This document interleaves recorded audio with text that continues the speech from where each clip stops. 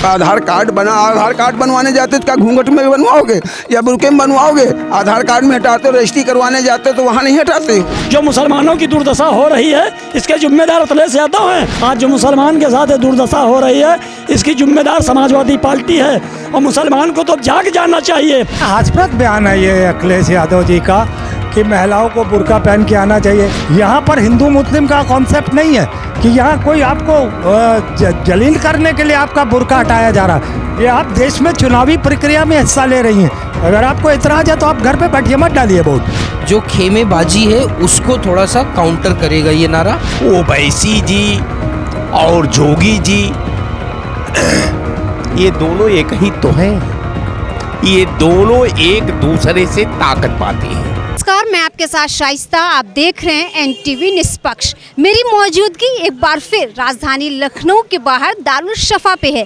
यहाँ पे कुछ लोग मौजूद हैं, उनकी उपचुनाव को लेकर और तमाम तरह के बयानों को लेकर उनकी क्या कुछ राय है हम उनसे जानेंगे। महाराष्ट्र में बीजेपी के दिग्गज नेता विनोद तावड़े पर 5 करोड़ रुपए रिश्वत लेने का गंभीर आरोप लगा है। बहुजन विकास आघाड़ी ने उन्हें महाराष्ट्र के एक होटल में घेरा और जमकर हंगामा किया है। इसी पर लोगों की क्या कुछ राय है हम उनसे जानेंगे। दरअसल महाराष्ट्र में वोटिंग का टाइम भी बहुत नज़दीक आ चुका है और इस तरह से जो आरोप प्रत्यारोप लगाए जा रहे हैं, लोगों की क्या राय, क्योंकि ये मामला तूल पकड़ता जा रहा है। सर, आपका नाम? सतपाल सिंह।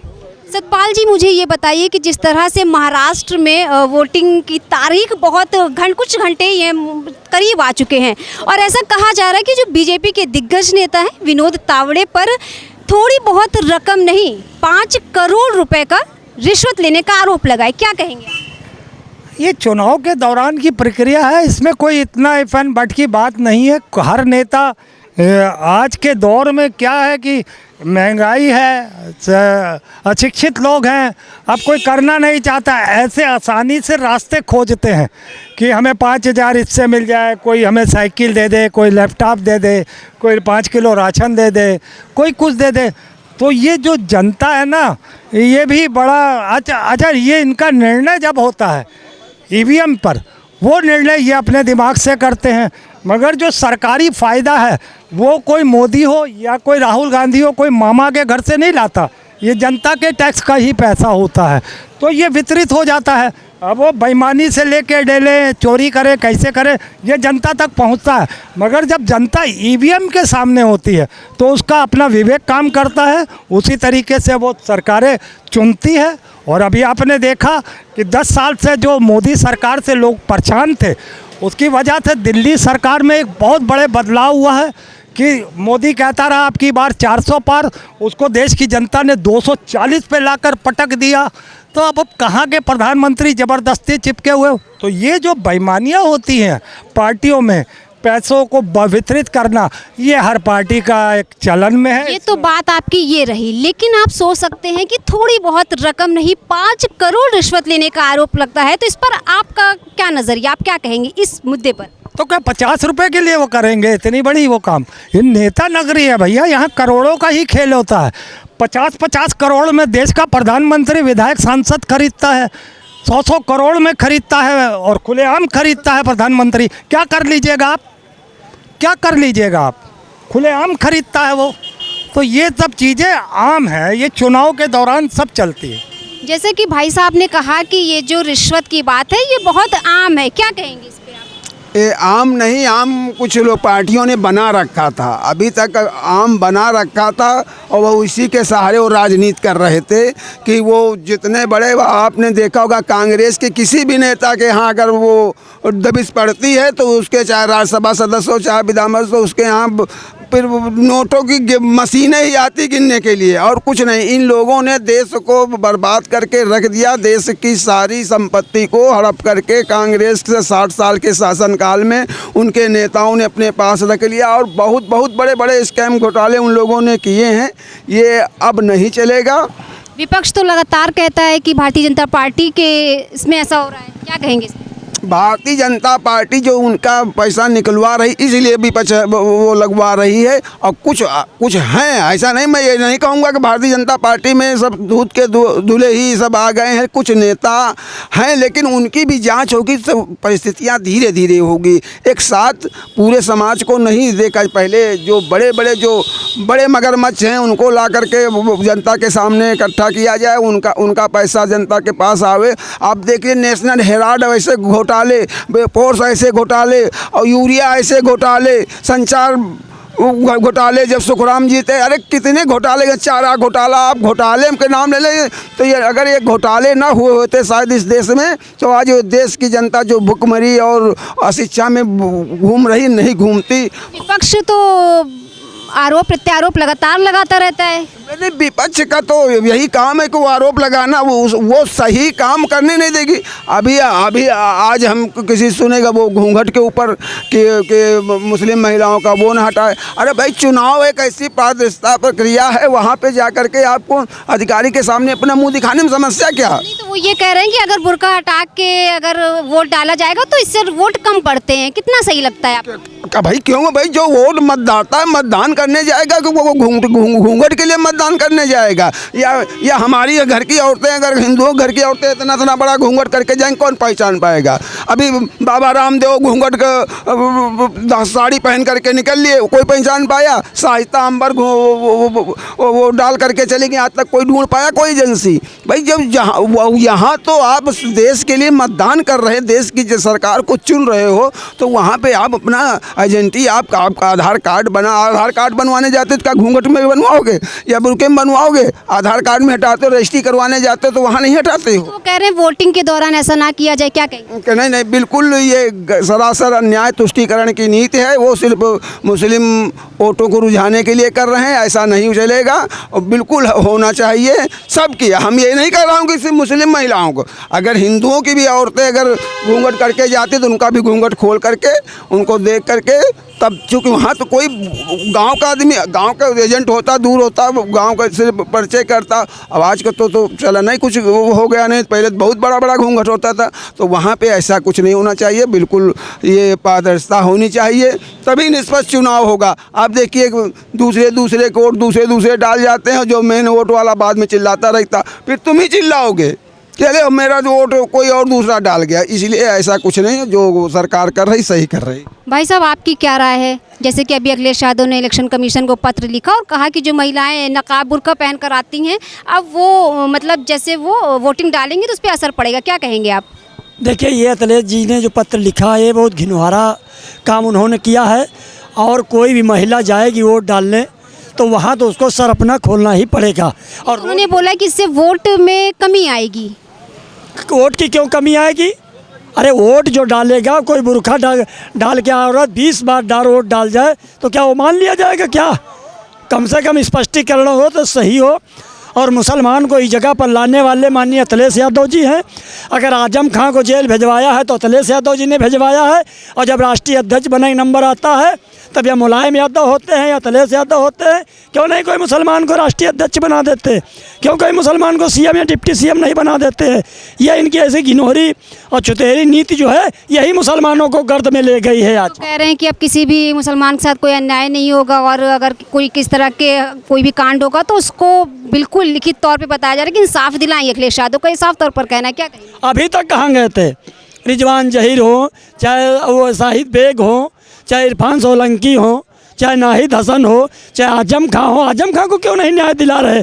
पश्चिमी उत्तर प्रदेश में कितने यादव हैं अभी तक भौंका के उससे को बंटवारा, और जो है आज दुर्दशा पर लाने वाले अखिलेश यादव हैं। कौन? जो मुसलमानों की दुर्दशा हो रही है इसके जिम्मेदार अखिलेश यादव हैं, समझो।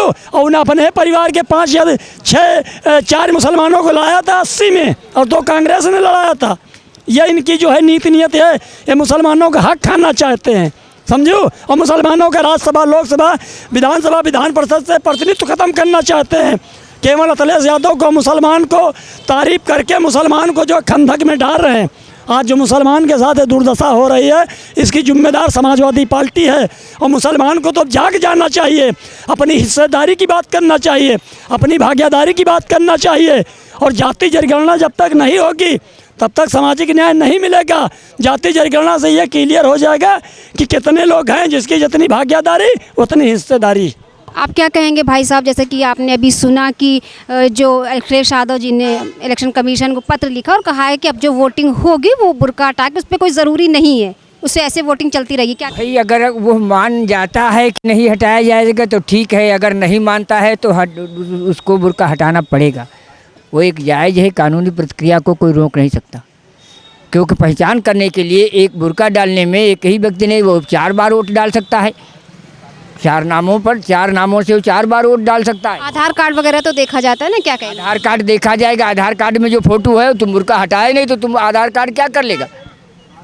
आधार कार्ड में चित्र है तुम्हारा, लेकिन चित्र जब सामने नहीं, आधार कार्ड के चित्र सामने नहीं आएगा तो क्या कर लेगा आधार कार्ड? नहीं, इसलिए आधार कार्ड के साथ साथ उसका हटाना तब तो दिखाई देगा कि जो आधार में चित्र है वही ये है। सर, जैसा कि भाई साहब ने कहा कि ये बुर्का वाली जो प्रतिक्रिया चल रही सिस्टम में, ये कहीं ना कहीं सही है, क्योंकि एक लोग कई बार वोट डाल देंगे। आप क्या कहेंगे? बिल्कुल सही बात है। वो बड़ा हास्यप्रद बयान है ये अखिलेश यादव जी का कि महिलाओं को बुर्का पहन के आना चाहिए। अभी बाबूजी कह रहे थे आधार कार्ड है, आधार कार्ड में आप अपनी फ़ोटो देख लीजिए क्या क्लियर है। मैं 90% लोगों का कह सकता हूँ कि फ़ोटो ही क्लियर नहीं। अब वो कहते हैं कि अंगूठा लगाने की भी हो सकती है, क्योंकि अब हम EVM तो रखते थे, अब मशीन भी रख दिया जिस पे अंगूठा लगाओ। अरे हम सीधा सा 2 सेकंड के लिए अगर हमने आपका नकाब, हमारे यहाँ हिंदू समाज में भी बुर्के में वो पल्लू में रहती हैं महिलाएं, घूंघट में, तो वो हटाती हैं। तो आपको अगर आपको इतराज़ है, आप वोट ही मत करो, सीधी सी बात है। मुस्लिम महिलाओं को मैं खुलेआम कहना चाहता हूँ, मगर बड़ा हास्यप्रद बयान है अखिलेश जी का कि ये क्या है कि आप, देश का चुनाव है, देश की बात है, यहाँ पर हिंदू मुस्लिम का कॉन्सेप्ट नहीं है कि यहाँ कोई आपको जलील करने के लिए आपका बुर्का हटाया जा रहा है। ये आप देश में चुनावी प्रक्रिया में हिस्सा ले रही हैं। अगर आपको इतराज़ है तो आप घर पे बैठिए, मत डालिए वोट। मगर अगर यही बात हिंदू जो घूंघट में रहती है महिलाएं, अगर वही ये सवाल खड़ा कर देंगी कि हम घूंघट नहीं हटाएंगे, तो फिर क्या जवाब रहेगा मुस्लिम महिलाओं के पास? तो इस तरीके से हास्यप्रद बयानों से अखिलेश जी को भी बचना चाहिए। और खैर, ये मुस्लिम महिलाओं का अपना कोई एजेंडा नहीं है, ना ही उन्होंने कुछ कहा है, ना ही उनको कुछ कहना चाहिए, हमें लगता है मुस्लिम महिलाओं को। मगर मैं ये कहता हूँ, अगर आप अखिलेश जी उनके पक्ष में बोलोगे तो फिर हमें भी अपने ही पक्ष की औरतों के बारे में भी बोलना पड़ेगा। जो हमारे हिंदू समाज की जो औरतें घूंघट करके निकलती हैं, उन्हें भी वो उठाने के लिए कहेंगे तो फिर हम नहीं हटाएंगे। फिर आपको हमसे भी वोट वैसे ही लेना पड़ेगा जैसे आप मुस्लिम महिला से लेते हैं। तो ये जो बांटने की राजनीति है, ये भाजपा का काम है। इसको समाजवादी पार्टी अपने जिम्मे में मत उठा ले। ये बड़ा हास्यप्रद इसलिए भी है क्योंकि ये तो बांटने वाली बात हो गई कि भैया मुसलमान को अलग रखो और बाकी सब समुदाय को अलग रखो। वो मुंह खोल ले, मुस्लिम बुर्का ना उतारे, तो ये भी तो बांटने की बात अखिलेश जी कर रहे हैं। तो फिर काहे बीजेपी को पानी पी पी के कोसते हो? मैं तो चूँकि कांग्रेस का कार्यकर्ता हूँ और हमारा अलायंस है समाजवादी पार्टी से, और हम 9 की 9 सीटें इन्हें जिताएंगे। मगर इस तरीके का अगर बयानबाजी करेंगे, हिंदू मुस्लिम को अलग करने की बात करेंगे, तो फिर बीजेपी से और आप में कोई फर्क ही नहीं रह जाएगा। मेरा यही सवाल। जो इन्होंने कहा, जो अखिलेश यादव जी कर रहे हैं, ये मुसलमानों को गर्द में ले जाने का काम कर रहे हैं। और वोट जो डालने जाएगी महिला, और सही बात है कि पीठासीन अधिकारी जो अधिकारी होंगे कहेंगे नकाब खोलो तो खोलना होगा। ये जानबूझ के जो है अखिलेश यादव मुसलमानों पे कटाक्ष करा रहे हैं। कह रहे हैं इससे वोटिंग कम होगी। वोटिंग कम हो या ज़्यादा हो, वो मतदान का काम है, तुम्हारा काम नहीं है। बाकी जो आज मुसलमान की दुर्दशा नाश पढ़ ही रहे हैं वो अखिलेश यादव जी, अब साफ साफ उन्होंने क्लियर कर दिया है कि मुसलमान को हम किस हद पर यहाँ लेके खड़े होंगे। समाजवादी पार्टी हमेशा दगेबाजी की राजनीति की नहीं, धोखेबाजी की राजनीति की नहीं। पक्ष तो लगातार बीजेपी पे हमलावर करते हैं कि वो बांटने का काम करते हैं, क्या कहेंगे? बांटने का अखिलेश यादव ने अब साफ क्लियर कर दिया है। कहते अखिलेश यादव ने साफ क्लियर कर दिया है। यही मुलायम सिंह जी ने और अखिलेश जी ने 20% मुसलमानों को किसी को लैपटॉप दिया या नहीं दिया, या मतलब किसी को बेरोजगारी भत्ता मिला नहीं मिला, इसी वजह से मुसलमान को बदनाम होकर अखिलेश यादव ने इस जगह पर खड़ा कर दिया है। मुलायम सिंह ने देवीलाल को धोखा दिया, चंद्रशेखर को धोखा दिया, BP सिंह को दिया, अजीत सिंह को दिया, शरद यादव को दिया, राम नरेश यादव को दिया। ये होए केवल दगेबाजी में, अखिलेश यादव हो या विरासत में। मेरे साथ और लोग हैं, हम उनसे जानेंगे कि उपचुनाव को लेकर उनकी क्या कुछ राय है। जिस तरह से अखिलेश यादव ने इलेक्शन कमीशन को पत्र लिखा है और कहा है कि जो लोग बुर्का में, जो लोग नकाब में वोटिंग करना चाहते हैं करेंगे, अगर इस तरह के रूल्स अपनाए जाएंगे तो कहीं ना कहीं वोटिंग पर असर होगा। उत्तर प्रदेश में उपचुनाव को लेकर सियासी पारा गरमाया हुआ है। इसी बीच एक हैं तो सेफ हैं, बटेंगे तो कटेंगे को लेकर तमाम नारे चल रहे हैं, जिस पर AIMIM के चीफ असदुद्दीन ओवैसी ने योगी आदित्यनाथ पर हमला बोला है और उन्होंने कहा है कि जो झांसी में इतना बड़ा हादसा हो गया उसमें जो बचाने वाले हैं, कई एक शख्स ने कई बच्चों को बचाया जिसका नाम याकूब बताया जा रहा है। क्या ये नारा बटेंगे तो कटेंगे उस शख्स के सामने बोला जा सकता है? मेरे साथ कुछ लोग हैं, हम उनसे जानेंगे कि उनका इस पर क्या कुछ राय है। सर, जैसे कि झांसी में इतना दर्दनाक, इतना बड़ा हादसा हो गया, कई मासूमों की जान चली गई है और उस पर AIMIM के चीफ असदुद्दीन ओवैसी जी का कहना है कि ये जो बटेंगे कटेंगे नारा याकूब पर के सामने कह सकते हैं। क्या राय है आप? हाँ, देखिए, एक राजनीतिक एंगल है और एक ह्यूमन एंगल है, क्योंकि ये जो दुर्घटना हुई है इसको किसी राजनीतिक एंगल से लेके ना देखा जाए।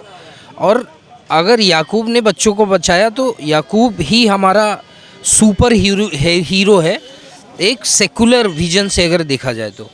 लेकिन जहाँ तक रही राजनीति की बात, तो देखिए, सत्ता किसी की भी हो, जो ये सिस्टम चलते हैं गवर्नमेंट एडमिनिस्ट्रेटिव के, government control of quality inspection and progression के, वो चीज़ हमें कहीं ना कहीं मार्क करती है आज के समय में, क्योंकि हर पॉलिटिकल पार्टी कॉर्पोरेटाइज्ड हो गई है।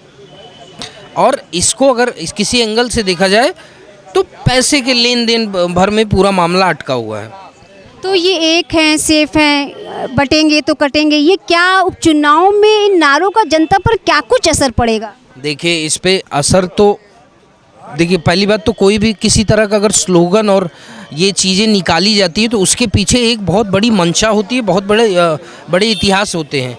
लेकिन रही फ़ायदे की बात, तो मुझे लगता है कि दूसरे पक्ष में जो खेमेबाजी है उसको थोड़ा सा काउंटर करेगा ये नारा। और रही बात बटने कटने की, तो अब देश के अंदर जब से भाई बंटवारा हुआ है तब से एक ही स्लोगन चल रहे हैं कि हिंदू राष्ट्र या कुछ किसी भी तरह का। बट मुझे लगता है दुनिया बहुत आगे निकल चुकी है, हमें अपने और ह्यूमन लिव के बारे में सोचना चाहिए। ये इस पर जो है, ये सरकार जो हमारी है, ये मोदी जी और योगी जी ये समझेंगे ना कि कटेंगे और बटेंगे और मिटेंगे, बच्चे को मारेंगे, कैसे मारेंगे। अगर पहले से ये ऐसा प्लान होता, पहले से अगर शासन टाइट होता, तो ये बच्चे शिष्य जो मरे हैं ये कभी न मरते। रह गई बात ये है, जो है कटेंगे और मिटेंगे वाली बात को, इन्होंने नारा दिया है बटने का और मिटने का, कि हिंदू पक्ष अपना ले लेंगे, मुसलमान पक्ष जो बढ़ जाएंगे। वो तो कहते हैं हम एकता की बात करते। एकता की अगर बात होती तो ये बात बोलते ना वो लोग ना। पहली बात तो ये योगी जी जो बोल रहे हैं और भाजपा वाले जो बोल रहे हैं गलत बोल रहे हैं। ये बटने वाली बात यहाँ होती नहीं है। उन्होंने तो एक नारा दिया था, अब लगातार पोस्टर वॉर जारी है, क्या कहेंगे इस पे? पोस्टर वार जारी है, पोस्टर वार जारी कहाँ किए हैं? करें तो वो, अगर करेंगे तो मरेंगे खुदे। पहली बात तो वो खुद मर जाएंगे। जैसे उन्होंने एक नारा दिया, एक पोस्टर लगाया गया, अब जो है लगातार तमाम पोस्टर सपा कार्यालय के बाहर दिखाई देते हैं, तो इसका वोटों पे कितना कुछ असर पड़ेगा, क्या कहेंगे आप? सर, कुछ नहीं पड़ेगा, सिर्फ उनको सब बहकावा है। जनता जान रही है, उनकी चापलूसी जान रही है। अब इस पर कोई फर्क पड़ने वाला नहीं है, उनके कहने से कोई मतलब वो नहीं होने वाला है। और उपचुनाव आप देखिएगा, ये गठबंधन जो है ये कामयाब होगा, ये कहीं असर नहीं दिखाई देगा। सर, जिस तरह से झांसी में इतना बड़ा हादसा हो गया, वहाँ पे याकूब नाम के एक शख्स ने कई बच्चों की जान बचाई, इस पर ओवैसी साहब का रिएक्ट आया है। उन्होंने कहा है कि जो योगी आदित्यनाथ है लगातार बटेंगे तो कटेंगे का दे रहे हैं, क्या अब उनकी इतनी हिम्मत है कि उस शख्स के सामने बटेंगे तो कटेंगे का नारा दें? क्या कहेंगे इस पर? देखिए, इन लोगों को यही बुलवाने के लिए सार्वजनिक मंच पर लाया जाता है।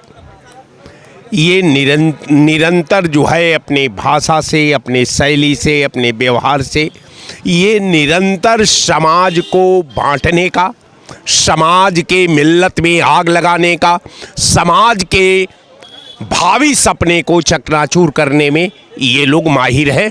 और ओवैसी जी और जोगी जी ये दोनों एक ही तो हैं, ये दोनों एक दूसरे से ताकत पाते हैं। सवाल इस बात का नहीं कि बच्चे मर गए हैं, सवाल तो तब कठिन हो जाता है जब प्राण पर राजनीति होने लगती है। वो अबोध बालक बच्चों का मौत हो गई, अब उनको और उत्तर प्रदेश के किसी भी मुद्दे पर ओवैसी का कभी बयान नहीं आता। आप भी तेज तरार एंकर हैं, आप हम समझते हैं कि हमसे ज़्यादा आप जो है मीडिया के दुनिया में आपको ज़्यादा ज्ञान है, लेकिन जो हमारे पास थोड़ा बहुत ज्ञान है, मैं अपने ही ज्ञान की बात करूं तो हमको नहीं लगता कहीं से कि तमाम ऐसे घटना घटती है जहां न बाबा का पता लगता है, न भाजपा नेताओं का पता लगता है, और न ओवैसी साहब का पता लगता है। ओवैसी साहब ने बयान इसलिए दिया कि उनको कुछ वोट का अर्जन हो जाए। इनके लिए प्लस पॉइंट ये हो गया कि ओवैसी ने बोल दिया तो जरा हिंदू विचार इधर उधर कर रहा है वो सेंट्रलाइज हो जाएगा और हिंदू के नाम पर वोट हमको कर देगा। यहाँ वोट का मामला है, यहाँ पीड़ा का मामला नहीं है, यहाँ संवेदना का मामला नहीं है, यहाँ बच्चों के प्राण का मामला नहीं है, यहाँ सिस्टम का मामला नहीं है, यहाँ मामला है वोट का।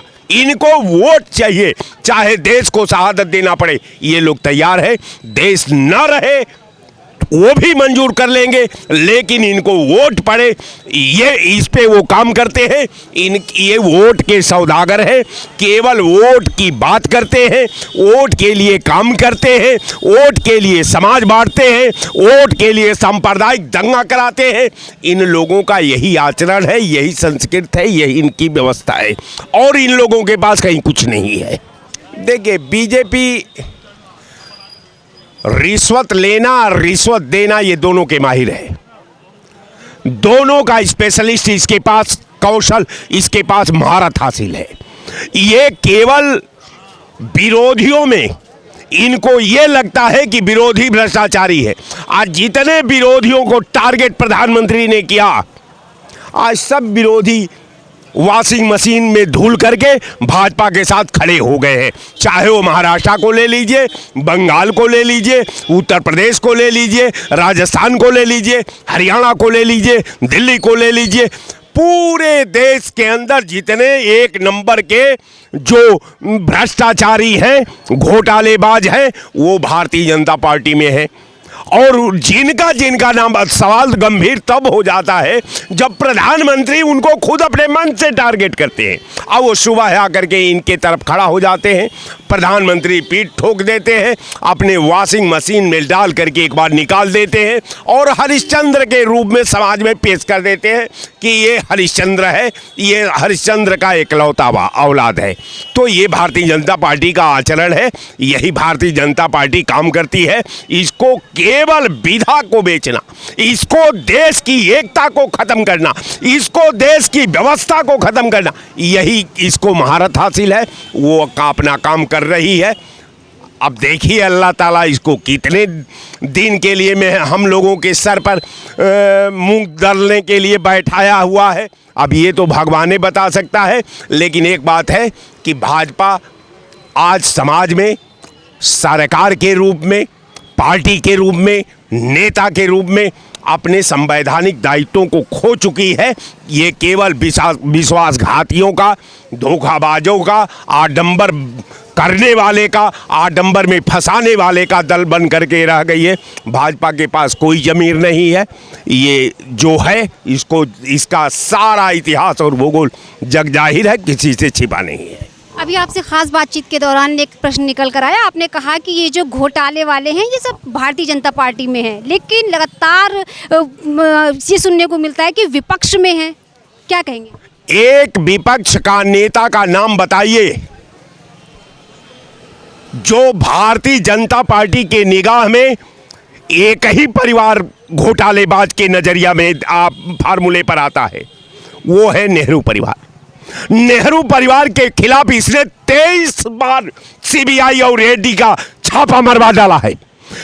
तमाम स्थिति में राहुल गांधी, सोनिया गांधी और कांग्रेस के बड़े बड़े नेताओं को सीबीआई लाती है, टार्चर करती है और फिर छोड़ देती है।